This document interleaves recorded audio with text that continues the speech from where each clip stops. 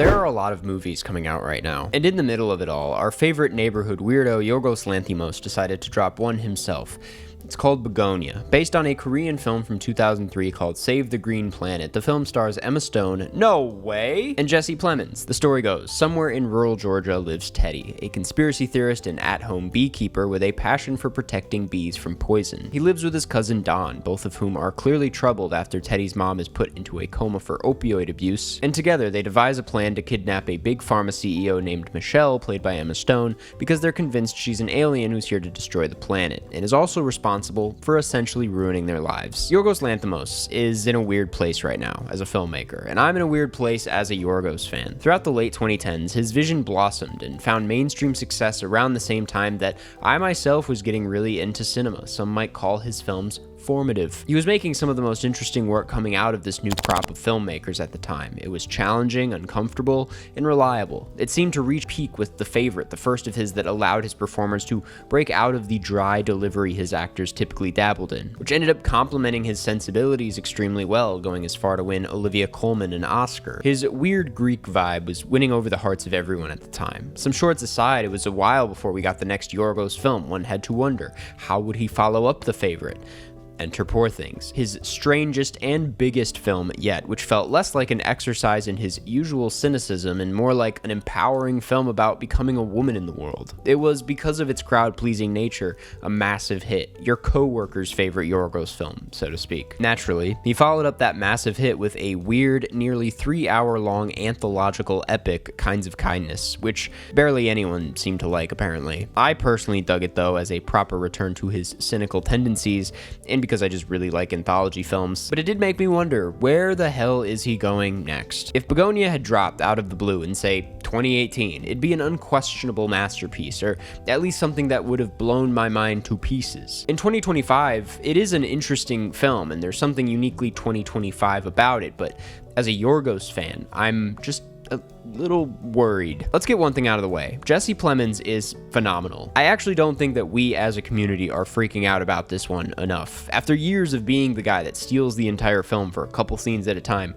we've finally been blessed with an all-caps Jesse Plemons movie. Teddy is a fascinating character, being recently without a mother figure, unsatisfied at his job at a local warehouse, and being forced into a father-like figure for his cousin Don. You never really get a sense of how much of his life is and isn't real, which in turn makes him a pretty unsettling figure. It's a character that could have been handled a lot more cartoonishly, but Plemons plays him from a pretty grounded perspective. I'll admit, when it started, I worried that Plemons' soft-spoken approach wouldn't be able to actually carry a character as scary or as unstable as this, and, well, I'm a fool for that one, because not only does he break out of his usual style of acting, but he does manage to carry the film on his back with ease. I do not mean to write off Emma Stone entirely here, who has basically the same amount of screen time and is just as good. It's just that when I see Emma Stone in a Yorgos movie, I kind of already expect some really good shit, which I certainly got here. What's so lovely about their partnership is it seems like she completely understands his tone no matter the film, yet he continues to challenge her as an actor. None of her Yorgos roles are even remotely similar to one another. Here she plays a girl boss CEO who listens to Chappell Roan in her G-Wagon on the way home from work. It's honestly a character who exists somewhere in the Eddington universe, and unsurprisingly, she just nails this type of person's essence. What's brilliant about her performance here, and this character in general, is how she uses manipulative corporate speak in this new unsettling context as basically a means of survival. Her saying shit like, "I hear where you're coming from, we just need to start a dialogue," as a way of trying to escape this man's basement.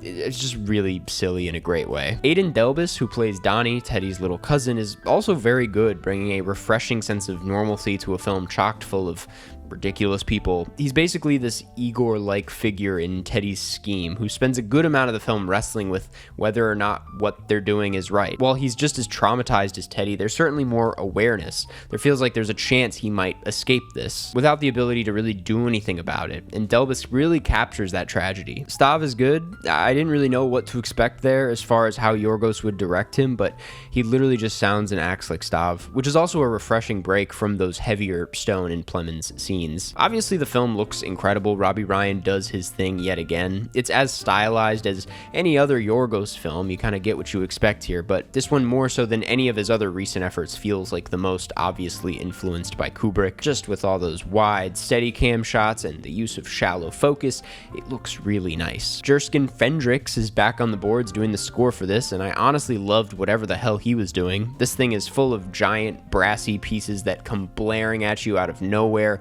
It's nothing like the small, quirky sounds of Poor Things. There are also other choices in the music that sound like something out of a cheesy Hollywood movie from the 50s. It reminds me a lot of how one of my favorite movies of all time, The Swimmer, would use traditional Hollywood scores over a guy clearly having a mental breakdown, which adds a really odd vibe that still works today, as seen here. If you can't tell, at least technically, everything here is obviously great. Yorgos, like I mentioned at the top of this video, has become an incredibly reliable filmmaker. And here, as well as a bit in Kinds of Kindness, you can tell that he knows this. He knows what you want from him, and he'll satisfy you. At this point, though, many years after the first time I saw The Lobster, I would hope he'd still have things to say, ways to make me feel new things. And I think he gets halfway there in Bugonia. Where this film's strengths truly lie are in its explorations of Teddy, a clearly traumatized, mentally ill, and unstable man, a very modern figure. In past films, Yorgos would often feel at arm's length to characters like Teddy, or make them out to be monsters. Teddy is certainly not a fun guy to be around here, but the film has much more curiosity towards him and his perception of the world. I mean, a majority of this feels like the film taking you down the same rabbit holes he went down, getting you to actually believe his theories. That's perhaps the most shocking thing about this movie, how you pretty quickly feel way more empathetic towards him than you do Emma Stone's character. I felt genuinely disturbed and honestly pretty sad about Teddy's life, his genuine desire to make the world a better place, and the horrifying circumstances that put him in such a disturbed and helpless place to begin with. Which leads me into the other half of this film that felt a lot less developed, the systems that failed and or destroyed Teddy's life, aka Emma Stone's character. It is funny that this is produced by Ari Aster's Square Peg production company, as Eddington really does feel like an interesting film to pair this with. Both films incorporate conspiracy theorists as a means of exploring the isolation and abandonment that lies at the heart of American society here and now. And while one could argue Eddington comes off bloated in this exploration, it certainly has more to say about the fracturing of said society. It explores more sides of society than this does. Bugonia, on the other hand, is incredibly focused. I mean, there's really only 5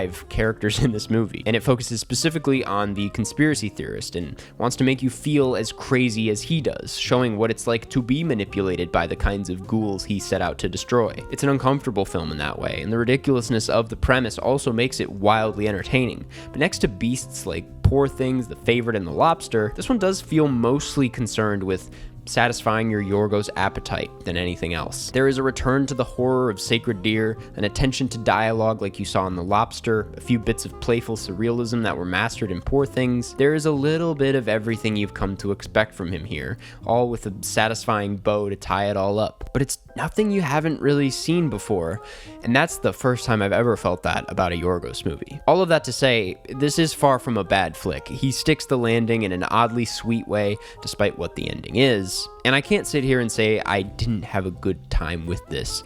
I like Yorgos movies, and folks, this is a Yorgos movie. And that's what I got. Thanks for watching. Go watch Bugonia and form your own opinion, and before you head out. I want to thank this week's sponsor, Squarespace, the all-in-one website platform for entrepreneurs to stand out and succeed online. With Squarespace's collection of cutting-edge design tools, anyone can build a bespoke online presence that perfectly fits their brand or business. They offer a complete library of professionally designed and award-winning website templates with options for every use and category. No matter where you start, your website is flexible to what you need. With intuitive drag-and-drop editing, beautiful styling options, unrivaled visual design effects, and more ways to list what you offer, no experience required. On top of that, you can get discovered fast with integrated Squarespace SEO tools. Every website is optimized to be indexed with meta descriptions, and auto-generated sitemap, and more, so that you show up more often on search engines and bring in more of your ideal customers. Also, Squarespace makes it super easy to showcase your expertise and engage clients with video content on your website. Upload and organize your videos, create stunning video libraries, and even monetize your content by adding a paywall. It's perfect for online courses, exclusive tutorials, and premium workshops. Head to squarespace.com/Karsten for a free trial, and when you're ready to launch, use offer code Karsten